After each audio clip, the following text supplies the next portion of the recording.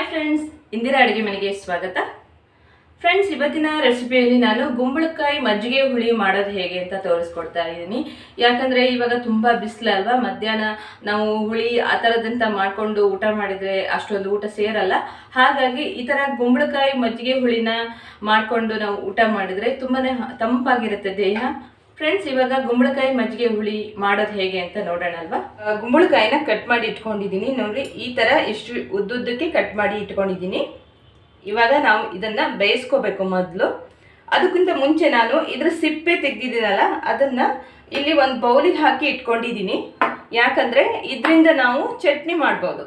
ಈ ಸಿಪ್ಪೆ ಇದೆಯಲ್ಲ, ಇದರಿಂದ ನಾವು ಚಟ್ನಿ ಮಾಡ್ಕೊಂಡು ಊಟದ ಜೊತೆ ತಿನ್ಬೋದು. ಹಾಗಾಗಿ ಇದನ್ನು ನಾನು ತೆಗೆದಿಟ್ಕೊಂಡಿದ್ದೀನಿ. ಇದನ್ನು ನಾನು ಇವಾಗ ಚಟ್ನಿ ಮಾಡಿ ತೋರಿಸ್ತಾ ಇಲ್ಲ ನಿಮಗೆ. ನೆಕ್ಸ್ಟ್ ರೆಸಿಪಿಯಲ್ಲಿ ನಿಮಗೆ ಇದರ ಚಟ್ನಿ ಕೂಡ ಮಾಡಿ ತೋರಿಸ್ತೀನಿ. ಇದನ್ನು ನಾನು ಇವಾಗ ಫ್ರಿಜ್ಜಲ್ಲಿ ಹಾಗೆ ಇಟ್ಕೊಂಡಿರ್ತೀನಿ.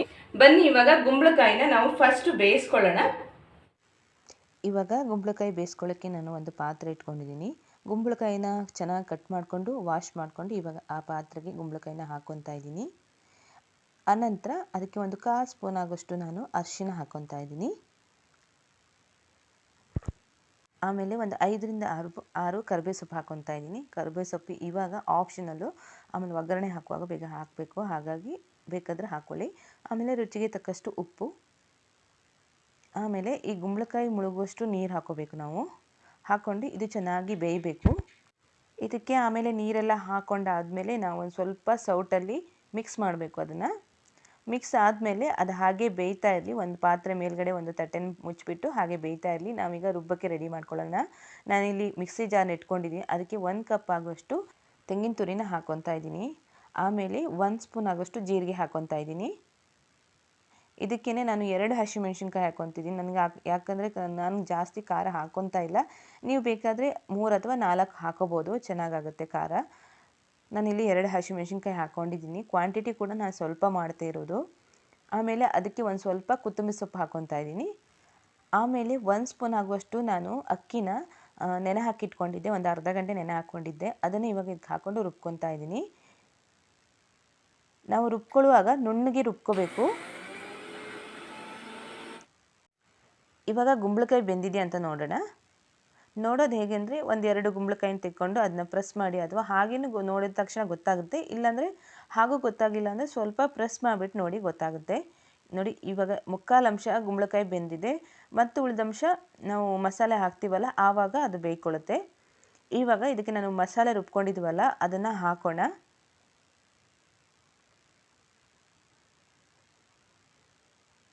ಮಸಾಲೆನ ನುಣ್ಣಗೆ ರುಬ್ಕೋಬೇಕು.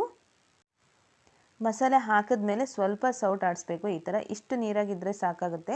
ಆಮೇಲೆ ನಾವು ಮಜ್ಜಿಗೆ ಹಾಕಬೇಕು. ಹಾಗಾಗಿ ಇವಾಗ ಇಷ್ಟು ತಿಕ್ಕಾಗಿದ್ದರೆ ಸಾಕಾಗುತ್ತೆ. ಇದು ಸ್ವಲ್ಪ ಹೊತ್ತು ಚೆನ್ನಾಗಿ ಕುದಿಬೇಕು ಇವಾಗ.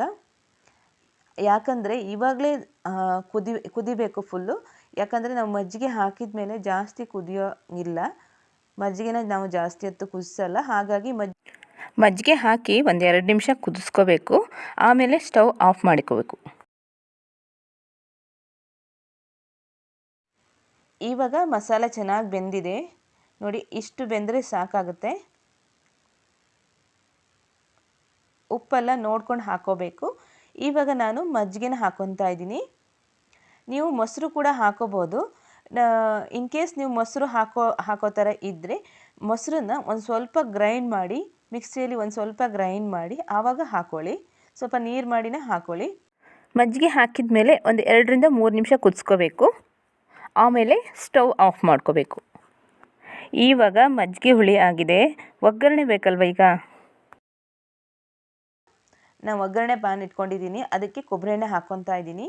ನಾವು ಯಾವಾಗಲೂ ಒಗ್ಗರಣೆಗಂತೂ ಕೊಬ್ಬರಿ ಎಣ್ಣೆನೇ ಯೂಸ್ ಮಾಡೋದು, ತುಂಬ ಚೆನ್ನಾಗಾಗುತ್ತೆ. ಇದಕ್ಕೆ ನಾನು 1 ಸ್ಪೂನ್ ಆಗೋಷ್ಟು ಸಾಸಿವೆ ಹಾಕ್ಕೊತಾ ಇದ್ದೀನಿ. ಸಾಸಿವೆ ಇನ್ನೇನು ಚಟಪಟ ಅಂತ ಸಿಡಿತಾ ಇರುವಾಗ ನಾನು ಬ್ಯಾಡಗಿ ಮೆಣಸನ್ನ ಸಣ್ಣಗೆ ಕಟ್ ಮಾಡ್ಕೊಂಡು ಹಾಕ್ಕೊತಾ ಇದ್ದೀನಿ. ಆಮೇಲೆ ಕರಿಬೇವು ಸೊಪ್ಪು, ಒಂದು 5ರಿಂದ 6 ಕರಿಬೇವು ಸೊಪ್ಪು.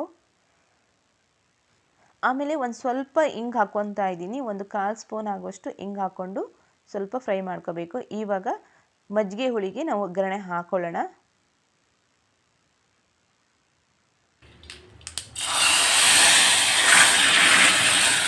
ಒಗ್ಗರಣೆ ಹಾಕಿದ ತಕ್ಷಣ ಮುಚ್ಚಿಬಿಡೋಣ. ನೋಡಿದ್ರಲ್ಲ ಫ್ರೆಂಡ್ಸ್, ಮಜ್ಜಿಗೆ ಹುಳಿ ಮಾಡೋದು ಹೇಗೆ ಅಂತ.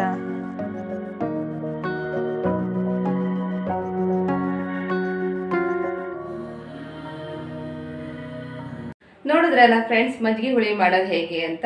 ನಿಮ್ಮನೇನು ಮಾಡಿ ನೋಡಿ, ತುಂಬಾ ಚೆನ್ನಾಗಿರುತ್ತೆ ಮಜ್ಜಿಗೆ ಹುಳಿ. ತುಂಬ ಸೆಕೆ ಇದ್ದಾಗ ಅಂತೂ ತುಂಬಾ ಚೆನ್ನಾಗಾಗುತ್ತೆ.